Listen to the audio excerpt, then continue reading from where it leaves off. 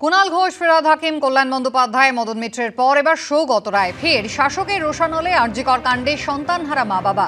ওদের বক্তব্যের কোনো গুরুত্ব দিতে চাই না। ওরা ঠিক করবেন না কে মুখ্যমন্ত্রী থাকবেন বা থাকবেন না। ওদের কথা আমরা অবহেলা করছি মন্তব্য করলেন সৌগত রায়। অভয়ার পরিবারের কথায় শুধু সংবাদ মাধ্যম গুরুত্ব দেয়, আর কেউ গুরুত্ব দেয় না মন্তব্য তাঁর। ওদের বক্তব্যের আমি কোনো গুরুত্ব দিতে চাই না। ওদের প্রতি আমার সহানুভূতি আছে। ওদের মেয়ে মারা গেছে, কিন্তু ওদের কি লোকাস্টার নেই। ওরা তো ঠিক করবে না যে কে মুখ্যমন্ত্রী থাকবে না থাকবে। সুতরাং ওদের কথা আমরা অবহেলা করছি। ইতিমধ্যেই সাজা ঘোষণা হয়েছে সঞ্জয়ের। তার দুটো কোশ্চেন আছে। সঞ্জয়ের সাজা ঘোষণা হয়েছে যাবজ্জীবন, কিন্তু অভয়ের পরিবার বলছে যে এই সাজায় তারা খুশি না। পরিবারের কথা শুধু সংবাদ মাধ্যম গুরুত্ব দেয়। আরজিকর কাণ্ডে রাজ্য সরকার ও সিবিআই দায়ের করা মামলার শুনানি শেষ। মামলা করার অধিকার নিয়ে আদালতে সওয়াল রাজ্যের। রাজ্য কেন হঠাৎ করে বিচার প্রক্রিয়ায়, প্রশ্ন সিবিআইয়ের। এখনই সঞ্জয়ের ফাঁসি চাইছেন না তারা, আদালতে জানালো চিকিৎসকের পরিবার। রায়দান স্থগিত রাখলো আদালত। যারা যারা এই ঘটনার সঙ্গে জড়িত তাদের সবার তদন্তের আওতায় নিয়েছে এবং বিচারের মধ্যে এনে কঠোর থেকে কঠোর শাস্তি দেওয়া। রাজ্য সরকার চাইছে সঞ্জয় রায়ের ফাঁসি হোক, কেন্দ্রীয় এজেন্সি সিবিআই চাইছে সঞ্জয় রায়কে ফাঁসি দেওয়া হোক। আর নিহত চিকিৎসকের পরিবার বলছে সঞ্জয়ের এখনই ফাঁসি না দিয়ে এই ধর্ষণ খুনের নেপথ্যে আরও যারা রয়েছে তাদের খুঁজে বের করে শাস্তি দেওয়া হোক। প্রথম থেকেই তাদের একটাই প্রশ্ন, মূল মাথাদের বাঁচাতেই কি সঞ্জয় রায়ের মুখ দ্রুত চিরতরে বন্ধ করে দেওয়ার এই প্রচেষ্টা? আরজিকর কাণ্ডে ধৃত কলকাতা পুলিশের সিভিক ভলেন্টিয়ার সঞ্জয় রায়কে আমৃত্যু কারাবাসের শাস্তি দিয়েছে শিয়ালদা আদালত। তড়িঘড়ি সেই রায়কে চ্যালেঞ্জ করে ফাঁসির দাবিতে কলকাতা হাইকোর্টে মামলা করে রাজ্য সরকার। শুক্রবার একই দাবিতে মামলা দায়ের করে সিবিআই।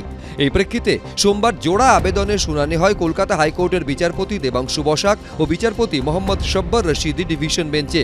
রাজ্যের তরফে অ্যাডভোকেট জেনারেল 1976, 2003 এবং 2010 সালের সুপ্রিম কোর্টের 3টি নির্দেশনামা দেখিয়ে দাবি করেন রাজ্য সরকারও শাস্তি বাড়ানোর পক্ষে সওয়াল করতে পারে।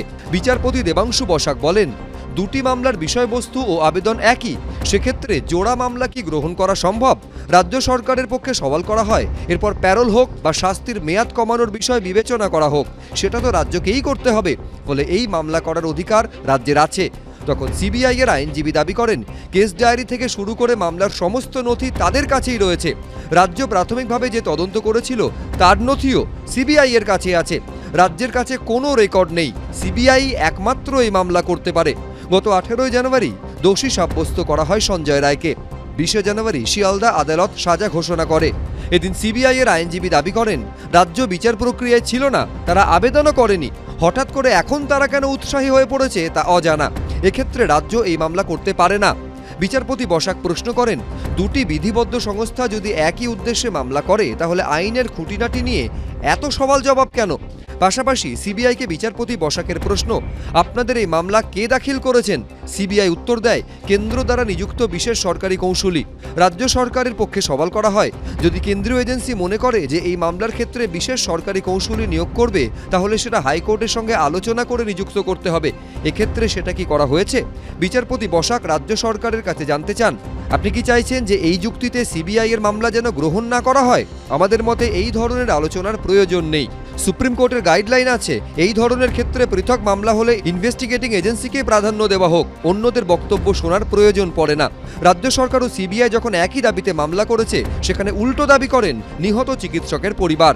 পরিবারের আইনজীবী বলেন, আমরা ফাঁসি চাইছি না, কারণ ঘটনায় সঞ্জয় একা জড়িত নন, আরও যারা ছিল তাদের বিরুদ্ধে ব্যবস্থা নেওয়া হোক, তাই আরও বিস্তারিত তদন্ত চাই।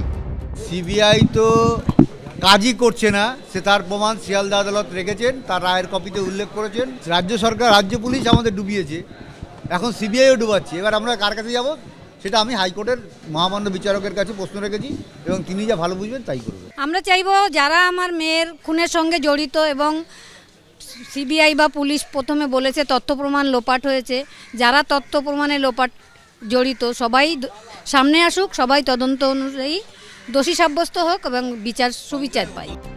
জোড়া মামলার শুনানি শেষ হলেও রাজ্য সরকার না সিবিআই কার মামলা গৃহীত হবে তা নিয়ে রায় ঘোষণা আপাতত স্থগিত রেখেছে কলকাতা হাইকোর্ট।